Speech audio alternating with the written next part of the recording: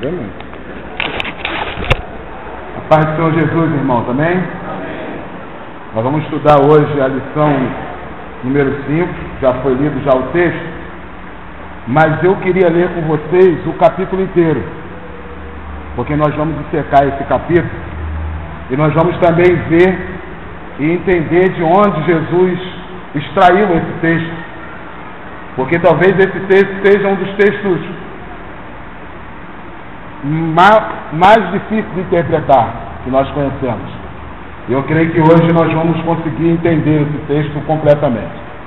João capítulo 10, do versículo 1 em diante, deixa a Bíblia de vocês aberta, está escrito assim: na verdade vos digo, que aquele que não entra pela porta do curral das ovelhas, mas sobe por outra porta, é ladrão e salteador. Aquele, porém, que entra pela porta, é o pastor das ovelhas. E este o porteiro abre, e as ovelhas ouvem a sua voz, e chama pelo nome as suas ovelhas, e as traz para fora. E quando tira para fora as suas ovelhas, vai adiante delas, e as ovelhas seguem, porque conhecem a sua voz. Mas de modo nenhum seguirão o estranho, antes fugirão dele, porque não conhecem a voz do estranho. Jesus disse essa parábola, mas eles não entenderam o que ele dizia. Tornou, pois, Jesus a dizer: em verdade vos digo, eu sou a porta das ovelhas. Todos quantos vieram antes de mim são ladrões e salteadores, mas as ovelhas não ouviram. Eu sou a porta. Se alguém entrar por mim, salvar-se-á, entrará e sairá e achará pastagem. O ladrão vem senão para roubar, matar e destruir. Eu vim para que tenham vida e a tenham em abundância. Eu sou o bom pastor, e o bom pastor dá sua vida pelas ovelhas. Mas o mercenário que não é pastor, de quem não são as ovelhas, vê o lobo e deixa as ovelhas, e foge, e logo a arrebata e a dispersa. Ora, o mercenário foge, porque é mercenário, e não tem cuidado das ovelhas. Eu sou bom pastor, e conheço as minhas ovelhas, e das minhas sou conhecido. Assim como o Pai conhece a mim, também eu conheço o Pai, e dou minha vida pelas ovelhas. Ainda tem outras ovelhas que não são desse aprisco. Também me convém a pregar estas, e elas ouvirão a minha voz, e haverá um só rebanho e um pastor. Por isso o Pai me ama, porque dou a minha vida para tornar a tomá-la. Ninguém a tira de mim, eu mesmo a dou. Tenho poder para dar e poder para tornar a tomá-la. Esse mandamento eu recebi do meu Pai. Tornou, pois, a haver dissensão entre os judeus por causa dessas palavras. E muitos deles diziam: tem demônio, está fora de si, por que o ouvis? Dizia o outro: estas palavras não são de demônio, de endemoniado. Pode, porventura, um demônio abrir olhos do cego? Os 6 primeiros versículos que o escritor da revista separou para nós, ela nos chama a responsabilidade de pastor e de ovelha. O escritor Gesiel Gomes, ele não fugiu disso, para quem leu a revista e continuou. Ele reivindicou nas primeiras partes do estudo o que é ser uma boa ovelha, e também disse o que é ser o bom pastor, colocando Jesus Cristo como exemplo de um pastor. Cristo aqui nesse texto, ele apenas lembra as pessoas como deve agir como pastor e como ovelhas, não como os muitos que vestem capa de pastor e capa de ovelha. Então está claramente aqui o que é o bom pastor e o que é uma ovelha. O que nós vamos fazer? Nós vamos tentar entender o texto, entender por que o escritor, o apóstolo João, disse essa parábola, disse que Jesus disse essa parábola, e eles não entenderam. Fica melhor colocado se nós dissermos que isso aqui foi uma alegoria, porque a maioria dos eruditos bíblicos acreditam que no livro de João não tem parábola. Mas aqui nesse texto está claramente escrito no versículo 6 que Jesus disse para eles uma parábola e eles não entenderam. Para entender melhor uma parábola ou uma alegoria dita por Jesus, nós temos que ver 3 coisas principais. A primeira, a verdade principal do texto. A segunda, os elementos. Elementos componentes que fazem parte de um todo. O significado espiritual dos elementos. E a última, o porquê. O que levou Jesus a falar isso? Nós temos que entender, antes de tudo, que na Bíblia não tem nada jogado. Jesus não fala as coisas por falar. Ele vem desenvolvendo um raciocínio, ou há uma causa para que ele fale alguma verdade espiritual e explique. Quando Jesus quer falar algo que está além do nosso entendimento, ele fala por parábola. O que é uma parábola? Parábola é pegar algo do cotidiano, que era um fato naquela época, e fazer uma comparação com uma verdade espiritual que até então não era revelada ao povo. Está além do nosso entendimento. Foi por isso que Jesus disse para Nicodemos: se eu estou te falando de uma coisa terrena, vós não creais, imagine se eu te falar de uma coisa celestial. Você não vai conseguir entender. E aí ele deu uma palhinha para Nicodemos em João capítulo 3. Ninguém subiu ao céu, a não ser aquele que de lá desceu, a falar o Filho do Homem que está no céu. Entenderam isso? Não entendeu. Então Jesus ele vinha falando para Nicodemos acerca do novo nascimento, que aquele que não nascer da água e do Espírito não pode ver o reino do céu. Falando de coisa terrena, e Nicodemos não estava entendendo. Então a parábola é isso. Para entender a parábola, o que nós temos que ver? Qual é a verdade principal? Depois, os elementos da parábola. Qual é o significado espiritual desses elementos? E depois, o que levou Jesus a falar aquela parábola e aplicar no dia de hoje? E aí nós vamos ver isso e nós vamos entender esse texto de João capítulo 10. A verdade principal desse texto que Jesus queria dizer para os escribas e fariseus era que ele, Jesus, era o caminho e o condutor do povo de Deus. Os fariseus, eles achavam que eles eram a luz dos homens, que eles eram os ensinadores das crianças, que eles eram a solução para o mundo. E Jesus, nessa parábola, ele diz claramente: eu sou a porta e eu sou o bom pastor. Eu sou o caminho, a verdade e a vida, e eu sou aquele por quem você deve se conduzir. Eu sou o caminho que te leva à verdade e a verdade que te leva à vida. Ele quis dizer isso aqui, mas na frente você vai ver ele dizer particularmente por seus discípulos em João capítulo 14. O livro de João, ele tem um objetivo: declarar para a igreja que Jesus Cristo é Deus. Então tudo que há no livro de João vai dar essa prerrogativa para Cristo. Cada capítulo de João há uma menção de Jesus como Cristo, Senhor e Deus. O capítulo 1 de João, há 8 menções de Jesus Cristo como Cristo, no capítulo 1. Cada milagre de Jesus no livro de João, são 7, fala de Jesus como soberano e fala a respeito do Evangelho.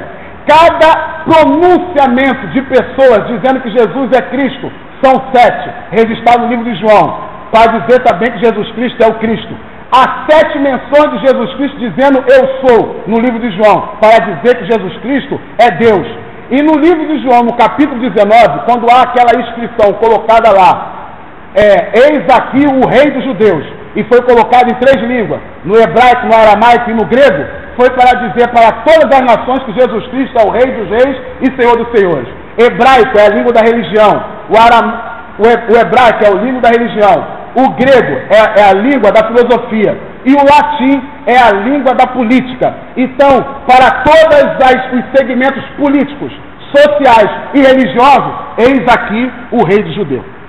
Então, muitas vezes, você entender um texto, você tem que reivindicar o motivo da descrição do livro e analisar o contexto que ele está inserido. Aqui há elementos e há significado espiritual para cada um desses elementos. Um elemento que nós vemos aqui, o primeiro é a porta. A porta representa Cristo. O outro elemento que nós vemos aqui é o pastor. Representa também Cristo. Isso na parábola.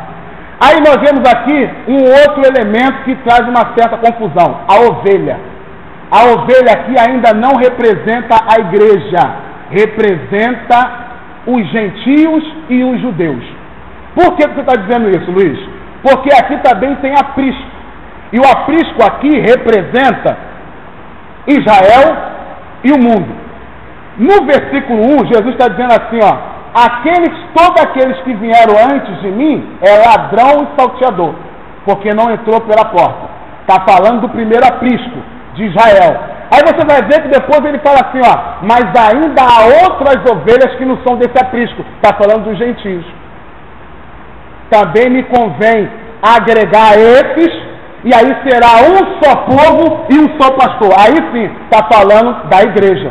que a igreja é judeus e gentios que se convertem. O que acontece é o seguinte: existia antes um só povo, gentios.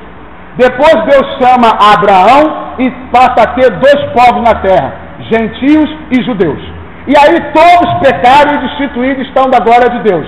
Então o Senhor foi lá nos apriscos dos judeus e no aprisco dos gentios e fez um só povo, a igreja. A igreja é um mistério, é um milagre, porque ela é formada de gentios e judeus que se convertem. Isso somos nós. Você vai ver que as primeiras pessoas a se converterem foram os judeus, e através de judeus a palavra de Deus já chegou até nós. Esses são os elementos da parábola. Tem o rebanho, que agora é a igreja, que ele fala no final, e o ladrão e salteador, que são os fariseus e todos aqueles que se apresentam com uma solução para o povo. Se vocês forem analisar no livro de Atos, no capítulo 5, lá vai estar mencionado por Gamaliel dois homens, Teudas e Judas, não Iscariotes, não o que seguiu a Cristo, um outro Judas. Esse reivindicaram ser alguma coisa, ser o Messias, levaram muitos homens após si. Foi por causa disso que Gamaliel ele disse para os principais da sinagoga: por que perseguis esses homens, os apóstolos? Porque se eles fazem é de homem, logo vai se desfazer. Mas se o que ele faz é de Deus, não estamos nós perseguindo a Deus? Vamos acrescentar mais esse pecado sobre nós? O Gamaliel fala isso em Atos capítulo 5. Por quê? Porque ele coloca como exemplo homens que apareceram antes, como Teudas e Judas, dizendo ser alguma coisa, arrastaram pessoas após si e se dissipou. Um deles, só de uma vez, levou mais de 400 homens após si para o meio do deserto. E se dissipou. Então são pessoas que se reivindicavam ser a solução do povo. No livro de Romanos, no capítulo 2, você vai ver que os judeus, os principais da sinagoga, eles tinham essa ideia de que eles eram a solução do povo e a luz para o mundo. Romanos capítulo 2, do versículo 17 em diante. Todos acharam? Está escrito assim, ó: eis que tu, que tem por sobrenome judeus, e repousa na lei, e te gloria em Deus, e sabe a sua vontade e aprova coisas excelentes, sendo instruído por lei. E confias que é guia dos cegos, luz dos que estão em trevas, instrutor dos netos, mestre da criança, que tem a forma da ciência e da verdade na lei. Tu, pois, que ensina aos outros e não te ensina a ti mesmo. Tu que pregas que não deve furtar e furtas. Tu que dizes que não se deve adulterar e adulteras. Tu que abomina os ídolos, mas comete sacrilégio. Tu, pois, que se gloria na lei, mas desonra a Deus pela transgressão da lei. Porque, como está escrito, o nome de Deus é blasfemado entre os gentios por causa de vós. Essa era a ideia que os principais da sinagoga tinham, de que eles eram a solução para o rebanho de Deus e a luz para o mundo. Só que eles pregavam e faziam aquilo que eles diziam que não deveriam fazer. E por causa deles, o nome do Senhor era blasfemado entre os gentios. No livro de Mateus, no capítulo 23, uma outra exortação dos escribas e fariseus, Jesus diz uma coisa interessante. Ele diz assim, ó: vocês correm o mundo inteiro para fazer um prosélito, depois faz eles condenados ao inferno 2 vezes mais do que vocês. Por quê? Porque eles não eram como Jesus. Quando Jesus acabou de dizer o discurso de Mateus capítulo 7, o Sermão do Monte, que o sermão de Mateus capítulo 7 não é o mesmo sermão de Lucas capítulo 6, no Mateus capítulo 5 ao capítulo 7 é o Sermão do Monte. Em Mateus e Lucas capítulo 6 é o Sermão da Planície. Ainda que está lá o epígrafo dizendo que é Sermão do Monte, você vai ver que Jesus vai descer para um lugar baixo e plano e ali fala com o povo. E no Sermão do Monte ele vai subir para um lugar alto para poder falar com o povo. E você vai ver que há diferença nos discursos. Por exemplo, no livro de Lucas tem os ais da Bíblia, de Jesus, que ele tinha que ter falado esses ais porque os profetas do Velho Testamento falaram. E no Sermão do Monte não tem isso. Quando Jesus acaba de fazer o discurso do Sermão do Monte, está escrito lá: este homem fala com autoridade, não como os escribas fariseus, porque os escribas fariseus diziam e não faziam. Então essa palavra, ladrão, salteador, é para todo aquele que acha que é a luz do homem e a solução do mundo. a luz do homem e a solução do mundo.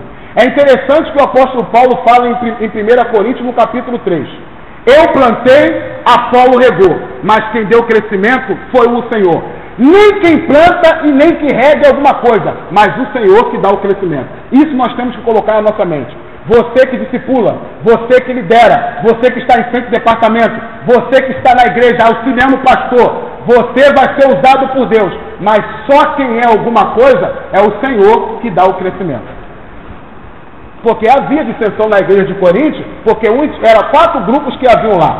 4. Um dizia, eu sou de Cristo, outros diziam, eu sou de Paulo, outros diziam, eu sou de Pedro, e outros diziam, eu sou de Apolo.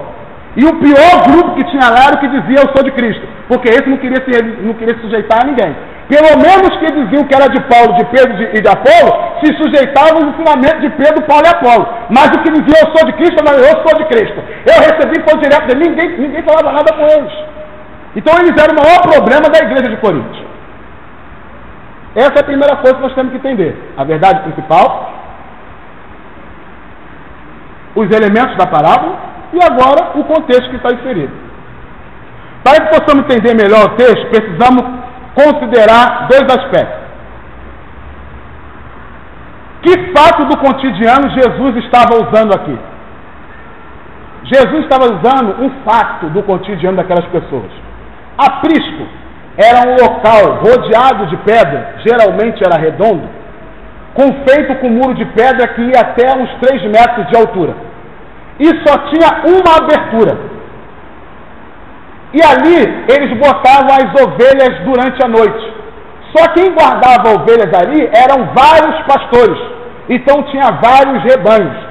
E um dos pastores era escolhido para fazer a guarda do aprisco. Ele ficava durante a noite na vigília. Pela manhã, o pastor vinha e chamava suas ovelhas. Essas ovelhas conheciam a voz do pastor e só quem seguia aquele pastor era as ovelhas dele. As outras ficavam lá dentro. E aquela ovelha que ele sabia que era dele, que não tinha seguido, por não ter ouvido, ele chamava pelo nome, porque ele conhecia as ovelhas pelo nome. Isso era uma realidade no meio do povo de Israel. Era uma realidade no meio do povo daquela época. Então só quem entrava pelo aprisco, pela porta, era o pastor. Porque o ladrão e salteador, ele pulava o muro. Ele pulava o cercado de pedra para poder arrebatar a ovelha. E aí ele vinha para roubar, matar e destruir. Porque ele também não roubava, não era para poder apacentar. Era para poder se destruir a ovelha. E aí Jesus faz a analogia de roubar, matar e destruir com Satanás. Se nós não conseguimos entender o cotidiano daquela época acerca desse texto, nós nunca vamos conseguir entender o que Jesus estava querendo dizer com isso. Tendo isso em mente, nós vamos ver que essa parábola, Jesus, ela divide ela em 3 partes. A primeira parte está do versículo 1 ao 6. A primeira parte da parábola. Estão todos com a Bíblia aberta. Então, Jesus vai contar essa história como uma verdade espiritual. Ele diz, na verdade vos digo, que aquele que não entrar pela porta do curral das ovelhas, mas sobe por outra parte, é ladrão e salteador. Aquele, porém, que entra pela porta é o pastor das ovelhas. A este o porteiro abre e as ovelhas ouvem a sua voz e chama pelo nome, e essas ovelhas traz para fora. E quando tira para fora as suas ovelhas, vai adiante delas e as ovelhas seguem, porque conhece a sua voz. Mas de modo nenhum seguirão o estranho, antes fugirão dele, porque não conhecem a voz do estranho. Jesus disse esta parábola, mas eles não entenderam o que ele dizia. Por quê? Porque até agora Jesus não fez aplicação nenhuma. Para quem que ele está dizendo isso? Por que ele disse isso? Aí você vai ver que Jesus agora vai reivindicar para si 2 coisas. Na primeira parte ele vai dizer, eu sou a porta, e depois ele vai dizer, eu sou o bom pastor. Até quando ele diz, eu sou a porta, os fariseus estavam tranquilos. Porque tudo bem, você pode até dizer que é a porta, mas nós somos o pastor, porque nós viemos conduzir no rebanho. Os fariseus achavam assim. Mas quando ele diz, eu sou o bom pastor e dou a vida pelas ovelhas, isso desperta naqueles homens uma ira. E aí você vai ver nos últimos versículos que ele fala que mais uma vez Jesus tem demônio e tenta matá-lo. Porque eles achavam literalmente que eles eram a solução do povo de Deus, e isso não é verdade, porque a solução da nossa vida é Jesus Cristo. Nós só somos um instrumento na mão do Senhor. Uma coisa que nós temos que aprender, principalmente quando se fala a respeito de pregadores famosos e cantores famosos, é que instrumento não tem valor nenhum. Ainda que ele tenha um certo valor, o valor maior está naquele que usa o instrumento. Por exemplo, nós vemos aqui os irmãos cantando. Olha lá. Contrabaixo, toca aí. Não toca. Teclado, toca aí. Não toca. Porque não tem tangedor. Não tem quem usa o instrumento. Então o valor é de quem usa. Não é do instrumento. O valor não é meu. A sabedoria não é minha. A capacidade não é do pastor. Não é de vocês. É do Senhor. Que usa o instrumento. Se eu mandar o irmão ali agora, ele toca, ele faz um slap, ele faz loucura naquele contrabaixo, porque ele é que usa. Mas o contrabaixo tem um certo valor? Tem. Vai ver quanto custa para comprar. Então cada um tem seu valor, mas o valor maior é do tangedor. Os escribas e fariseus não entendiam isso. E Jesus veio para dizer isso. Quem entende isso é usado na mão de Deus. Independente de qualquer coisa, é usado, porque ele é humilde. Ele vai chegar como Davi e falar assim: Senhor, eu sou uma pulga e um cão morto, mas tu me usaste. Ele vai dizer como Paulo disse: eu sou um vaso de barro, mas cheio das coisas preciosas do Senhor. O vaso de barro tem algum valor? Depende do que está dentro. Entendeu o negócio? Era isso. Então outro aspecto que nós devemos considerar é o contexto em que o texto está inserido. Isso nós vamos ver agora. Aonde esse texto está inserido? Esse texto está inserido em dois acontecimentos. Primeiro acontecimento: Jesus curou o cego de nascença.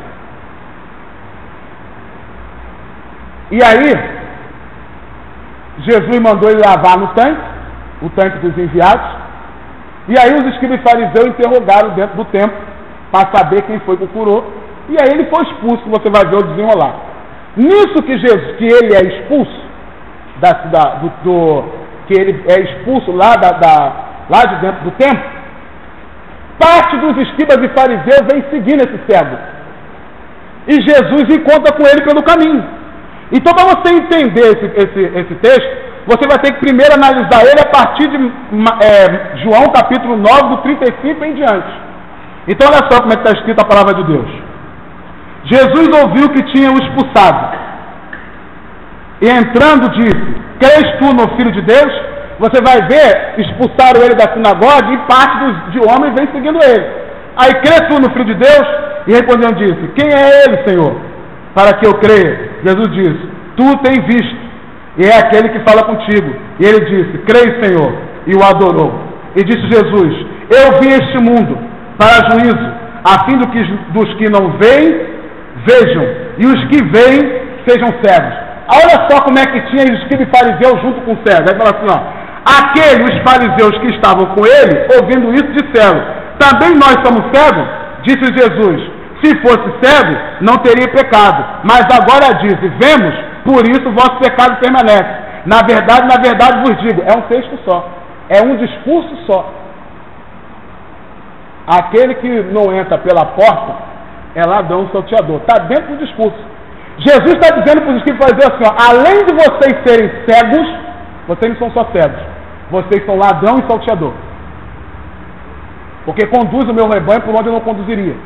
Dão a ele aquilo que eu não daria. Fazem por ele por aquilo que eu não faria. E aqui Jesus vai dizer o que é ser um bom pastor e o que é ser uma ovelha. Aqui está para todo mundo, não falta ninguém. Por isso não podemos interpretar longe do contexto. E aí, ele também está dentro de um outro acontecimento, que acontece 2 meses depois, mais ou menos, a festa da dedicação. Jesus entra na festa, entra no templo, lá está lá no alpendre de Salomão, e vem os principais da sinagoga, aqueles que estavam lá antes. Até quando vai deixar nossa alma aflita? Se tu és o Cristo, diga abertamente. Ele falou: eu já tenho dito várias coisas, vocês não têm crido. Porque vocês não são minhas ovelhas, por isso vocês não ouvem a minha voz. E ele vai falar que faz as mesmas obras que o Pai, reivindicando para si a prerrogativa do pastor do Velho Testamento, que era Deus. E aí ele fala assim, ó, eu e o Pai somos um. João capítulo 10, versículo 30. Aí eles tentam matar Jesus mais uma vez. Esse é o contexto. Essa é a ideia. Dentro disso, nós não conseguimos entender o texto que está inserido. Uma outra coisa que nós não podemos deixar de abordar, para que nós possamos entender, é considerar o discurso de Jesus. Nesse discurso de Jesus, Jesus faz uma coisa interessante. Deixa eu ver aqui para não me perder. Jesus, ele vai dividir o seu discurso, como nós vimos, em 3 partes. Mas essas partes do Jesus que ele dividiu o seu discurso, é interessante por quê? Porque Jesus, ele reivindica para si a prerrogativa de Jeová Raá, que é o Senhor é meu pastor. A imagem de pastor é aplicada no Velho Testamento a 2 pessoas: a Deus, como pastor soberano, e ao rei de Israel. Por isso que quando as pessoas leem, quando fala assim, ó, todos que vieram antes de mim é ladrão salteador, o novo convertido, quando lê isso aqui, fala assim, mas será que os profetas eram ladrão salteador? Ele não está falando dos profetas. Porque Jesus, ele arranca esse discurso de 3 textos. De Ezequiel 34, Jeremias 21 e o Salmo 23. Então, nós temos que ir para lá para entender o que Jesus vai querer dizer. Por quê? Porque o escritor da revista, ele vai dar para a gente exemplos de boas ovelhas. Mas aqui não fala muita coisa. Então ele forçou o texto? Não, porque ele não força o texto, porque em Ezequiel 34 vai estar lá falando os tipos do mau pastor e o tipo das mais ovelhas. Característica do mau pastor e característica da mais ovelha. Só que aqui, Jesus reivindica para si a prerrogativa de ser o Jeová Raá, que é o Senhor, é o meu pastor. Ele também, você vai ver ele dizer isso novamente, no livro de Mateus, capítulo 26, versículo 31. Por quê? Porque Mateus 26, 31, Jesus disse assim, ó, para os discípulos, ferirão o pastor e espalharão as ovelhas. Jesus estava falando isso acerca de uma profecia de Zacarias 13, 7, que fala, ferirão o meu pastor, o meu ungido, e as ovelhas serão dispersas, mas ele voltará para poder juntar junto de si as suas ovelhas. Por isso, nós vamos tirar lições do Velho Testamento, de Ezequiel 34, do que é ser um mau pastor e do que é ser uma má ovelha. E o resultado dessas coisas. Porque foi de lá que Jesus extraiu esse texto e foi de lá que ele falou. É como uma irmã me perguntou assim, me perguntou hoje, antes de aqui na igreja, sobre o Salmo 14. Para você entender o Salmo 14, você vai ter que ler Romanos capítulo 1, 2, 3. Porque Paulo tira do Salmo 14 a explicação da salvação ter chegado a todas as pessoas. Então na Bíblia não tem nada jogado. E Jesus Cristo, como ele é o cumprimento do Velho Testamento, ele vai estar ali explicando no Salmo 34. Eu quero que vocês abram comigo no Salmo 34 para a gente tirar algumas lições dali. Ezequiel 34. Ezequiel 34.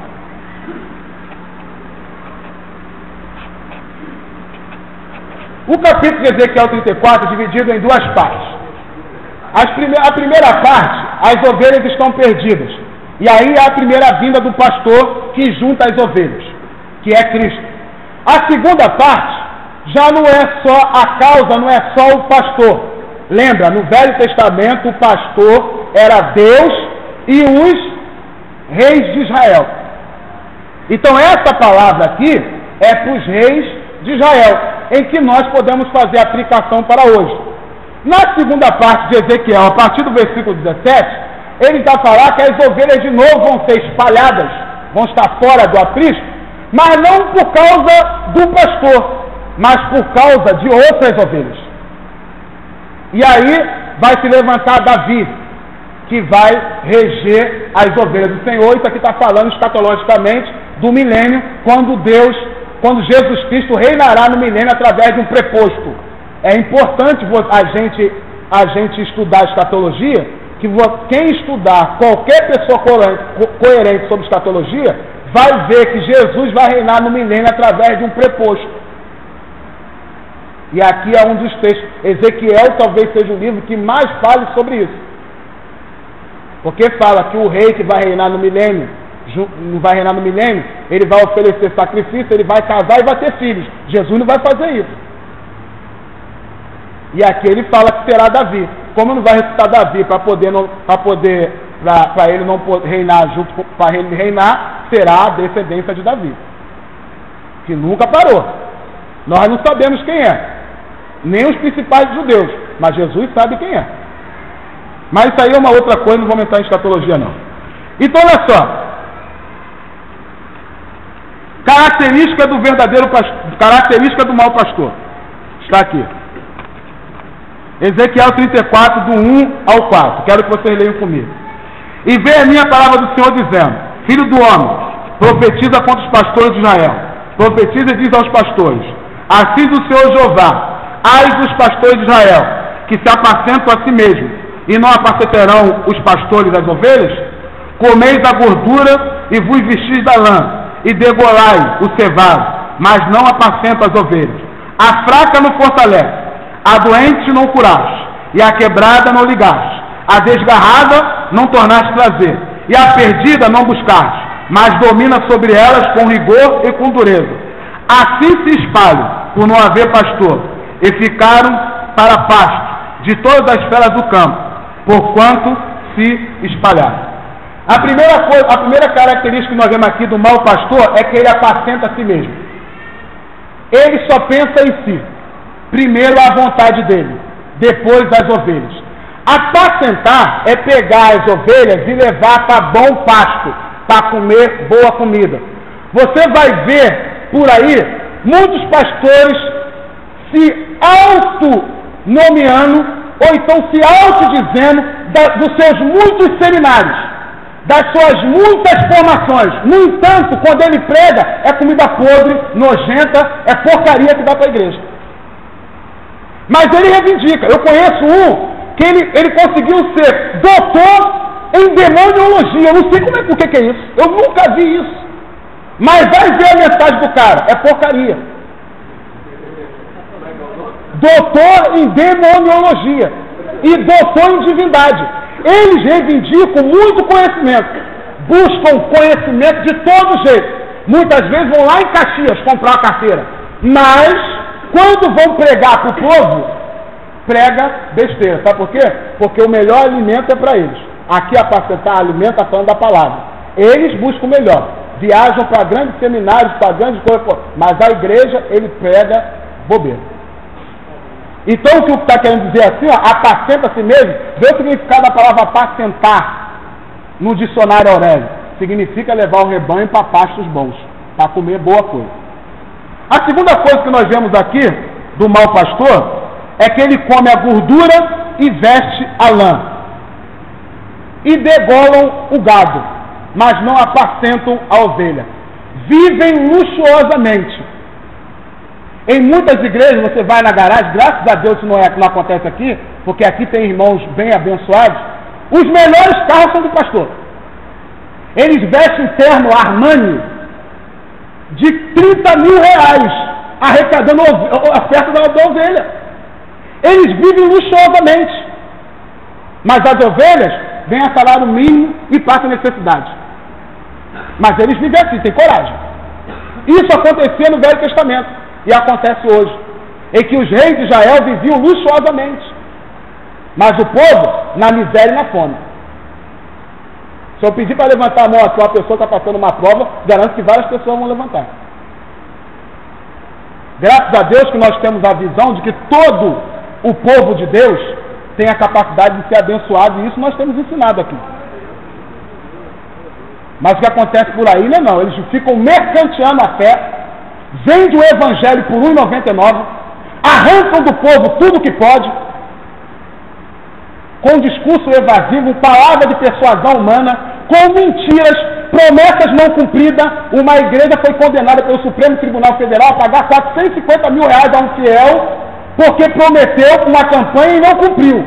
E o ministro da Justiça disse: está aberta a jurisprudência. Qualquer pessoa que quiser processar um pastor por uma promessa que fez em campanha, o pastor vai perder, porque foi aberta a jurisprudência. Uma vez que perde, acabou. Todo mundo vai perder. Isso é seríssimo, irmão. Aonde que nós já vimos uma ovelha processar uma igreja por causa de uma questão eclesiástica que deve ser resolvida internamente? Sabe por quê? Porque estão mercanteando a fé do povo. Estão vendendo Jesus a R$1,99. Isso não é evangelho. Evangelho é aquele que acalenta na dor, que busca o perdido, que ajuda, que transforma a vida, que pensa um no outro. Isso não é só o problema do pastor, não. Qualquer pessoa. Da mesma maneira que um jovem de classe média deseja ser um empresário, um membro de classe média deveria ser um pastor famoso. E é para quê? Para levar o evangelho? Mentira, é para viver do evangelho. Mas Paulo nos advertiu acerca disso, de homens indoutos. Só ler lá Colossenses capítulo 3, 1 Timóteo, 2 Timóteo. O apóstolo Pedro também fala no livro de 2 Pedro, no capítulo 2. Está lá, de homens que vão arrancar tudo do rebanho, pensando que o evangelho é causa de ganho, trazendo em si mesmo repentina condenação, porque o Senhor não dormita, não tardará em julgar essas pessoas. Então aqui está uma outra característica: pessoa que arranca, olha só, está dizendo aqui, ó, a gordura é a melhor parte, a lã fala de vestimenta, e degola a ovelha. Eles arrancam ao ponto de matar. E eu vou dizer a vocês, porque essa minha indignação, vocês também vão ficar abismados com isso. Não é que aqui com a nossa igreja não, graças a Deus. Mas vocês vão ter uma ideia do que está acontecendo aí, e parece que a gente não está vendo. Uma outra coisa é que ele deixa as ovelhas abandonadas. Versículo 4. A fraca não fortalece. A doente não cura. A quebrada não liga. A desgarrada não toma. A perdida não traz a si. Ele não vai atrás. Irmãos, presta atenção.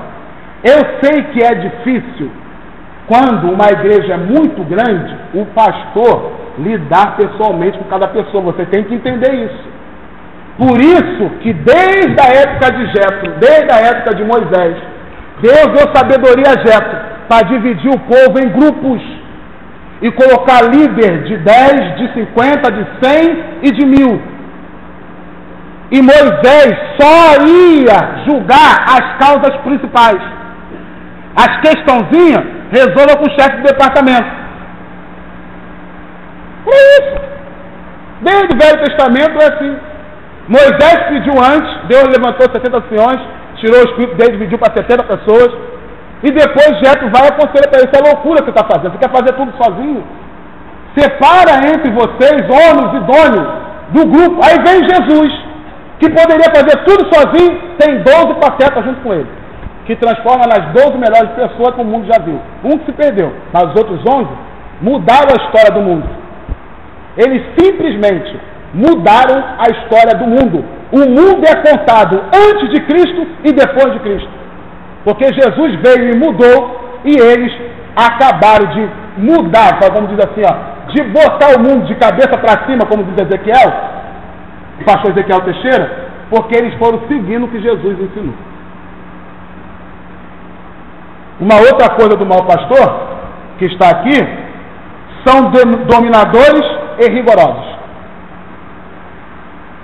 Ele fala assim, ó: não vai buscar a perdida, não liga a quebrada, não cura a doente, ainda é dominador e rigoroso. Eu não vou falar nada sobre isso, eu quero ler com vocês 3 textos. 1 Timóteo capítulo 3, versículo 3. 1 Timóteo capítulo 3, versículo 3.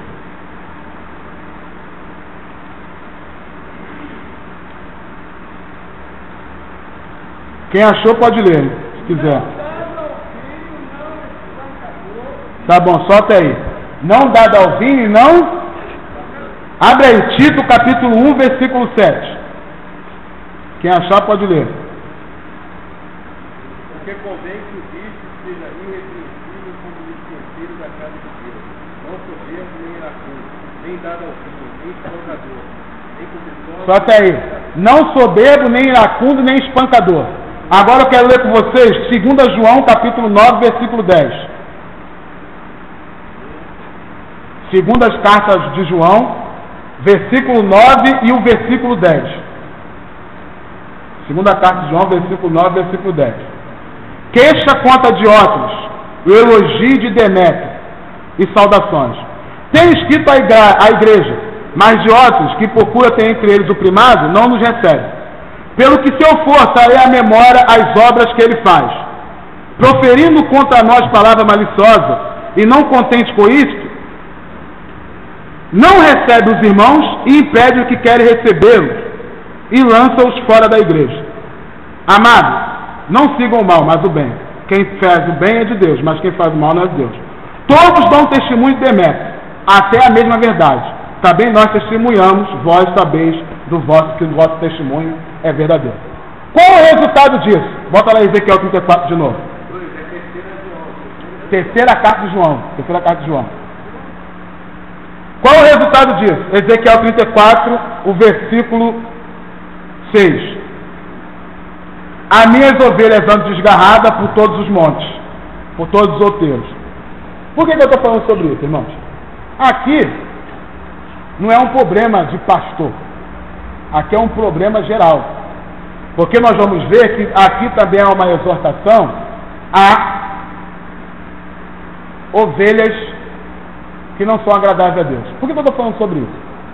Porque na igreja existe 4 tipos de crentes, segundo a palavra de Deus: o forte, o fraco, o carnal e o filho do diabo implantado dentro do reino de Deus. Então, dessa quantidade de crentes todo que você vê por aí, você vai ver 4 tipos: o forte, o fraco, o carnal e o filho do diabo implantado dentro do reino de Deus.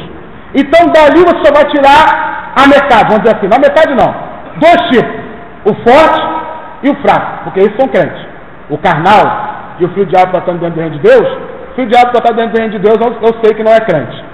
É o que Jesus disse na parábola do joio e do trigo. O joio, Jesus disse, o inimigo que veio de noite foi Satanás. E o joio são os filhos do maligno implantados no reino de Deus. E a parábola diz que os dois vão crescer. E não é de se admirar, porque o anticristo um dia vai surgir e ninguém vai crescer mais do que ele, e ele é chamado de filho de Belial. Então, olha só, na igreja tem o crente fraco, forte, o fraco, o carnal e o filho do diabo que está dentro do reino de Deus. O carnal está lá em 1 Coríntios capítulo 3, 1 Coríntios capítulo 5. O crente forte, há vários textos. Por que tem o forte e o fraco? Que é para o forte levar a fraqueza do fraco. Ninguém é forte porque anda com forte. Você é forte porque fortalece o fraco. Isso para Deus é o crente forte. Então Deus vai sempre colocar o forte e o fraco, para que haja reciprocidade. Por isso Deus deu um para 5, um para 2, outro para 10, assim, para que haja reciprocidade. Porque se todo mundo fosse 10, quem seria 2? Se todo mundo fosse orelha, quem seria a boca? Se todo mundo fosse mão, quem seria a perna? Vê lá os membros do corpo foi colocado dentro da casa de Deus para o funcionamento do corpo. Por isso nem todos são orelha, nem todos são pés, nem todos são mãos. Só que dentro desses crentes fortes e fracos, surgiu um novo movimento, os chamados sem igreja. Pessoas que, decepcionadas com irmãos e com líderes, não querem mais fazer parte de igreja nenhuma. Isso não era de se preocupar quando era 1, 2 ou 3 ou 4. 1, 2 ou 3 ou 4. Isso aí é crente cheio de frescura, 1, 2 ou 3 ou 4. Só que uma revista renomada cristã fez uma pesquisa recentemente, publicou há uns meses atrás, dizendo que a quantidade de desviado é maior do que a de crente. E a quantidade de crentes sem igreja hoje ultrapassou a de crente que faz parte da igreja. Só que desses crentes que faz parte da igreja são 4: forte, fraco, carnal e o filho do diabo. Não é de se preocupar? Não é de você se preocupar com o seu irmão que está do seu lado? Por isso que Jesus disse quando o Filho do Homem voltar, encontrará a fé na terra? Depois ele disse, lembrai-vos da mulher de Ló. Irmãos, isso é seríssimo. Porque se dos 4 tipos de crentes que tem, desses verdadeiros, que nós chamamos fortes e fracos, e surgiu um movimento que é maior do que os 4 juntos, os chamados sem igrejas, não é de se preocupar. Aí já não é mais questão de piriri de crente, é uma questão de rever conceitos, metodologias, questão doutrinárias e teológica para a gente poder aplicar no reino de Deus, porque o negócio está ficando sério, está muito preocupante. Está havendo movimento no mundo todo, principalmente no Brasil, para rever as questões de metodologia, só que nós não temos visto. Há 2 meses atrás, mais ou menos, houve uma reunião dos principais líderes do mundo aqui no Brasil, para rever esses conceitos. Depois teve uma, que tem mais ou menos umas 3 semanas, lá fora, com os principais líderes do mundo também. Principais líderes do Brasil aqui, e depois teve uma lá fora com os principais líderes do mundo, para rever o conceito do ídolo de Jesus. Homens de todas as classes sociais evangélicas reunidos, porque eles estão preocupados, isso é uma questão no mundo todo. Pessoas que não querem mais fazer parte de igreja. Ninguém tem esse direito. Nós somos igreja, mas o Senhor fez o corpo. Nós somos membros da igreja, temos que fazer parte dessa igreja que está aqui, da igreja física, da igreja congregacional. Temos que fazer parte. Não tem como estar fora. Então devemos estar preocupados. E aqui também, Ezequiel 34, há uma exortação para as ovelhas, que para mim, pelo texto, talvez seja um dos maiores causadores de pessoas terem largado a Cristo. Olha só, leia comigo Ezequiel 34, 16 ao 22. Está escrito, a perdida buscarei, a desgarrada tornarei a trazer, a quebrada ligarei. Ele está falando de Jesus quando esteve na primeira vinda. Ligarei. Cadê? Está aqui? Onde eu estou? 16. Tá. A quebrada ligarei. Preste atenção nesse texto, irmão. A enferma fortalecerei. Mas olha só o que Deus está dizendo. Mas a gorda e a forte destruirei. Está falando para a ovelha. Não está falando para pastor. Apacentareis com juízo. Está falando para a ovelha. Você vai conseguir entender se você continuar lendo o texto. Então vamos continuar lendo. Até o versículo 20. Quanto a vós, ó ovelhas minhas, assim diz o Senhor Jeová, eis que eu julgarei entre o gado pequeno e o gado pequeno, entre os carneiros e o bode. A diferença aí, tá? A diferença entre carneiro e bode. E o Senhor vai julgar. Acaso não vos basta pastar o bom pasto, se não pisar o resto dos vossos pastos? E vós com os vossos pés? De beber profundas águas, se não que lameais os restos com vossos pés? E quantas minhas ovelhas, elas pastam o que foi pisado com os vossos pés, e bebem o que tem sido turvado com vossos pés. Por isso o Senhor Jeová assim lhe diz, eis que eu mesmo julgarei entre o gado gordo e o gado... Aqui está falando de ovelha. Porque é mole colocar a culpa em líder. É mole colocar a culpa em chefe de departamento. É mole. Só que a questão toda está entre a gente mesmo. Entre a gente mesmo. Entre a gente mesmo. Tem pessoas que nem dentro da igreja sabem manter outro crente. Um outro crente. Ele não consegue manter. Deixa eu dar uma aviso aqui para os jovens e adolescentes. Os jovens e adolescentes. Porque eu não deixo ficar nada. Quando um jovem adolescente for novo convertido, não cai em cima dele para namorar ele logo, não. Sabe por quê? Porque você briga com ele desmanche e depois ele larga o evangelho. Eu conheço um montão que aceitaram Jesus e largaram o Cristo porque namorou com quem estava esperando um pretendente. Deixa ele se fortalecer na fé primeiro. Porque nem mandar alguém atrás você não mandou. E só aqui nessa igreja eu conheço um montão que não estão mais aqui, que largaram o evangelho. Sabe por quê? Porque vieram, aceitaram Jesus e na outra semana estavam namorando com a pessoa daqui. A pessoa está aqui, já dá namorado com 3, 4, 5 aqui dentro, foi, largou a garota ou o garoto e eles foram de Cristo. Eu estou falando uma mentira aqui, irmãos? Só que está dentro da aula, então eu posso falar. Não estou forçando o texto. Por que eu estou falando isso? Vamos ver aqui o caso das ovelhas. Versículo 17 ao 20. Olha só.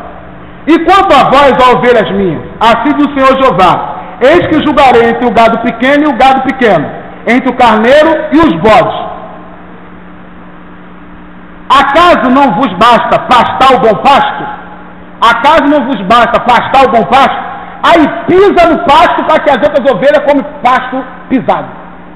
Acaso não vos basta comer, beber a boa água? Aí pisa na água, levantando a lama, para que as outras ovelhas venham e bebam água lameada.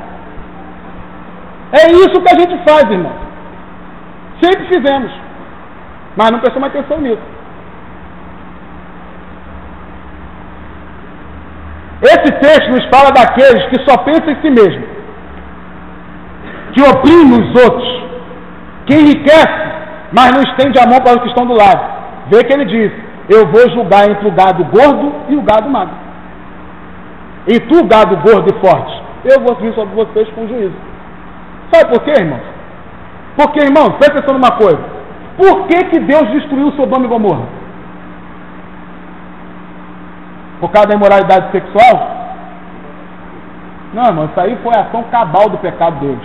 Abre comigo Ezequiel 16:49, que vocês vão ver por que Deus destruiu Sodoma e Gomorra. Ezequiel, capítulo 16, versículo 49.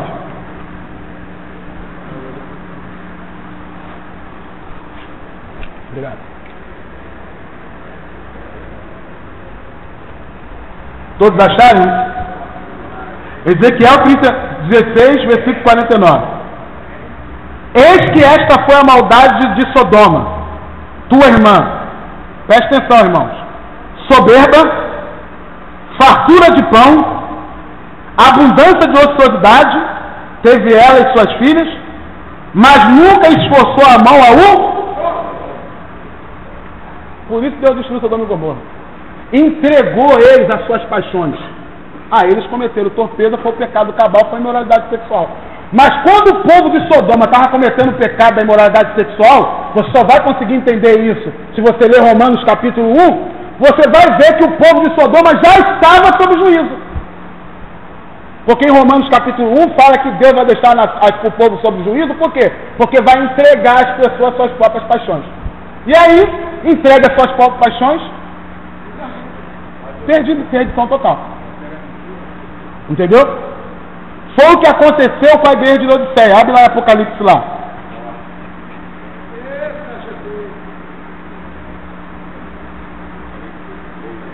Porque ninguém assume responsabilidade contra os perdidos. Cada um bota a culpa no outro. E quando não tem culpa ninguém para coloca a culpa no pastor. Então em Ezequiel 34 há uma exortação para os maus pastores e para as más ovelhas. Para os dois. E o resultado disso é isso que eu falei para vocês. Não podemos aceitar isso de jeito nenhum. A quantidade de pessoas fora da igreja é maior do que a quantidade de pessoas que participam da igreja. Sendo que as pessoas que participam da igreja são 4 grupos. Só 2 nós podemos dizer que são crentes que vão ser salvos. Isso é muito sério. Sem contar os desviados. Os sem igreja não são desviados. Esse movimento dos sem igreja são pessoas que oram com jejuam, leem a palavra de Deus, até dizimam em algum lugar, mas não querem fazer parte de igreja nenhuma. Ser maior do que o grupo de crentes que vem para a igreja, ouvir a palavra de Deus, ter comunhão com os irmãos, não podemos aceitar isso. Porque quem me garante que eu amanhã eu ou você não vamos ser uma dessas pessoas? Então vamos nos preocupar agora. Então Apocalipse capítulo, deixa eu ver aqui que eu esqueci, capítulo 3, vocês sabem, né? Então não vou nem ler. A igreja de Laodiceia. O que acontece com essa igreja de Laodiceia é interessante, porque está escrito assim, Jesus disse: eis que estou à porta e bate. É claro que nós, como igreja, as pessoas usam esse texto para falar acerca da salvação, mas não é isso que o texto está querendo dizer no contexto, não. Jesus estava dizendo para a igreja de Laodiceia que ele estava do lado de fora, mas estava querendo entrar. Isso é muito sério. Jesus estava fora da igreja de Laodiceia, batendo na porta, querendo entrar. E eles nem ouviram o batido da porta, estavam ouvindo. E aquele bater da porta não é aquele que bate assim, do olho que ninguém atenda, não. É o que bate com reivindicação, com violência, quase esmurrando a porta, quase quebrando a mão. Mas o povo lá dentro não ouvia. Por que não ouvia? Porque eles eram fartos. Deus estava abençoando, eles tinham dinheiro, eles tinham posição social, entendeu? Eles tinham águas que se misturavam, quente e fria, e lá na frente saía morna. Entendeu? Eles tinham medicina, por isso está lá, Jesus fala, compra colírio para os vossos olhos. Cada coisa que Jesus manda ele fazer ali é uma soberba deles. Eles viviam de roupa, Jesus fala assim, compra vestes preciosas, com essa roupa de vocês aí, vocês estão nus. Entendeu? Então é isso que ele está dizendo. E Jesus estava do lado de fora, esmurrando a porta, querendo entrar, mas eles não ouviram. Uma outra coisa que Ezequiel 34 fala aqui para as mais ovelhas, e meu tempo já está indo, é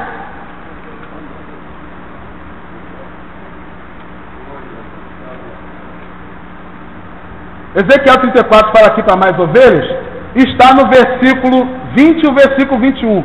Olha só que coisa interessante, irmãos. A gente não imagina essa ação no meio de ovelha. Talvez você imagina isso no meio de bode ou de touro. Mas olha só o que a palavra de Deus vai dizer aqui, ó, versículo 20 e 21. Por isso, Senhor Jeová assim diz, eis que eu mesmo julgarei entre o gado gordo e o gado magro. Olha só, visto como, com o lado e com o ombro, dás empurrões nas outras ovelhas para lançar do lado de fora. Está escrito isso aqui, você não imagina a ovelha fazendo isso. Isso não é característica da ovelha. Vê aqui na revista as características da ovelha que o escritor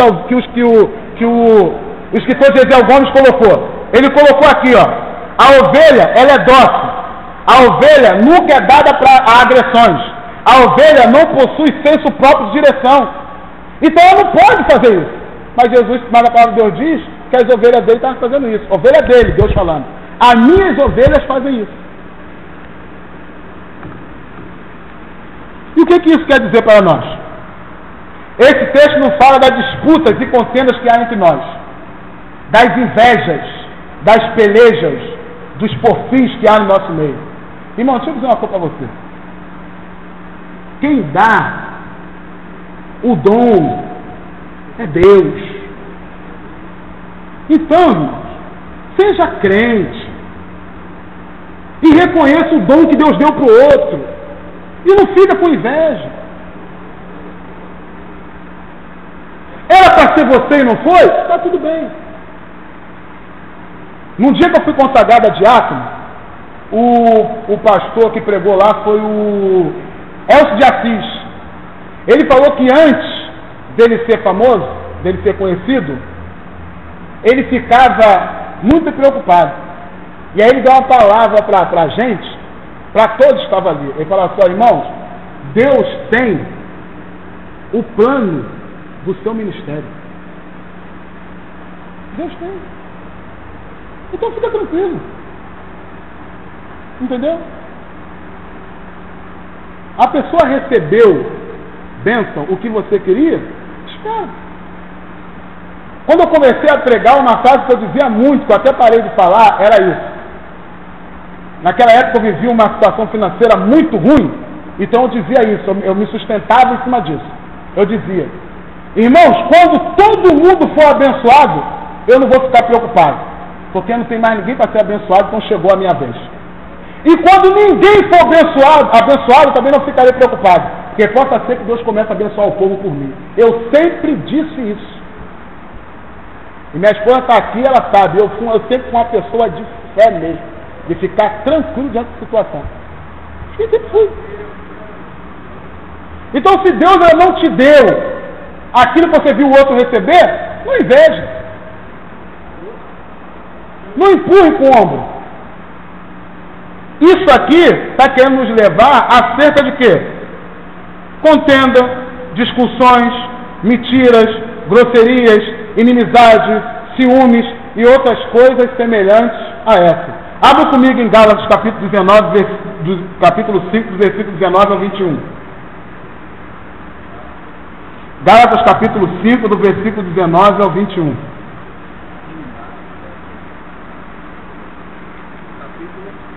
Capítulo 5, do versículo 19 ao 21. Está escrito assim: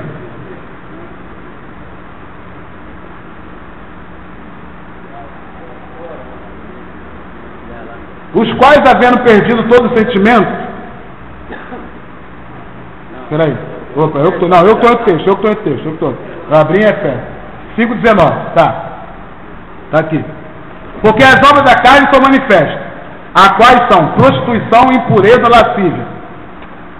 Quando é isso aqui, a gente fica até preocupado. Caramba! Mas tem coisas aqui que a gente não se preocupa muito. Isso pode ser fatal para a nossa vida e para os outros. Por exemplo, inimizades, porfias, emulações, ira, peleja e dissensões, heresias e invejas. Isso são obras da carne. Só que ele diz uma coisa aqui que é muito triste, mas é uma realidade. Ele diz assim, ó: acerca dos quais vos declaro, como já antes vos disse, que os que cometem tal coisa não herdarão o reino. E a gente não imagina, né? Que uma inveja pode pedir alguém de estar no reino do céu. Uma peleja, uma porfia. Lembra no livro de Provérbios, Jesus disse que diz lá: as 6 coisas que o Senhor odeia, a 7ª ele abomina? Qual a quantidade de número? Como é que é? E a última é aquele que levanta a contenda entre os irmãos? Abomina. Sabe o que é abominação? A abominação é aquilo que você, quando vê, sente vontade de vomitar. O Senhor abomina. Para Deus, levantar a contenda entre os irmãos e deitar com outro homem, para Deus é a mesma coisa. Mas irmão, não aceito isso. Não é porque eu não aceito, mas para Deus é. Porque para ele tudo é abominação. Para ele tudo é torpeza. Então você pega lá uma concordância temática e bota lá abominação. Para Deus tudo é uma coisa só. Você coloca lá torpeza. Para Deus tudo é uma coisa só. Entendeu? Para Deus idolatria é a mesma coisa que matar. Avareza para Deus é a mesma coisa que idolatria. Eu não aceito isso. Tu é cobiçoso por dinheiro o tempo todo? Para Deus você é idólatra. Eu não aceito isso. Tudo bem, eu também não queria aceitar. Quem dera se fosse diferente. Mas não é. Para Deus é. Pronto, é simples assim. E quem comete tais coisas não herdará o reino do céu. E aí, Jesus, como bom pastor, ele, o livro de... Deixa eu passar 5 minutinhos. Tá bom. Jesus, como bom pastor, é 5 minutinhos mesmo. Jesus, como bom pastor, você vai ver aqui em João capítulo 10. Abre lá de novo lá. 3 coisas de Jesus como bom pastor. 3 coisas como bom pastor. Que isso, irmãos? Por que não fala tanto da ovelha? Porque isso é aplicável a qualquer pessoa. A qualquer pessoa. Então, olha só, Jesus como bom pastor, ele dá a vida pelas ovelhas. A Bíblia fala que nós devemos dar a vida pelos nossos irmãos. Só ler a carta de Pedro. Jesus como bom pastor, cuida das ovelhas. No livro de Filipenses fala que nós não devemos pensar no nosso próprio interesse, mas pensar no interesse dos nossos irmãos. Nós devemos cuidar uns dos outros. E Jesus, como bom pastor, ele volta para as suas ovelhas. Olha só que coisa interessante. Aí ele termina dizendo que ele vai morrer, vai ressuscitar e vai trazer as ovelhas. Ele vai dizer lá em Mateus, lá, que quando ele for ferido, as ovelhas se pararão, mas ele voltará para agregar as ovelhas. Então Jesus, como bom pastor, ele dá a vida pelas ovelhas, ele cuida das ovelhas e ele volta para as ovelhas. Abre no Salmo 23.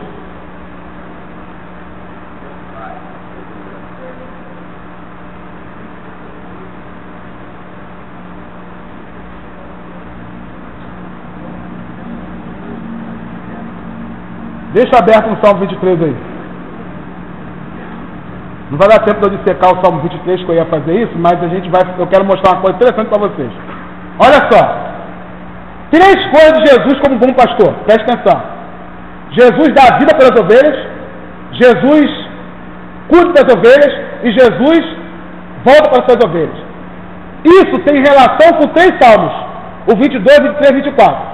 Jesus dá a vida pelas ovelhas. Olha aí o Salmo 22. O Messias sofre e triunfa. A morte do Messias. Jesus cuida das ovelhas. No Salmo 23. O Senhor é meu pastor. Está lá. E Jesus volta para as ovelhas. Quando Jesus é recebido em glória, depois de ressuscitar. Na Bíblia não tem nada jogado. Nós precisamos meditar nas Escrituras e ver o quanto que a gente perde falando das mesmas coisas direto. Você poderia imaginar que o capítulo 10 de João tem relação com 3 salmos seguidos? Ele diz: eu sou o bom pastor, e o bom pastor dá a vida pelas ovelhas. Está aqui o Salmo 22, a morte do Messias. O bom pastor cuida das ovelhas. Mas por que vem no meio? Está no meio porque Jesus, tanto antes de vir, quando esteve aqui e depois de ter ido, cuidou das ovelhas. E Jesus volta para as suas ovelhas, porque ele morreu, mas ressuscitou. Entendeu? Eu ia entrar no Salmo 23, mas o tempo não dá. Vamos nos colocar de pé. E agradeço a Deus a oportunidade e espero que vocês tenham entendido esse texto.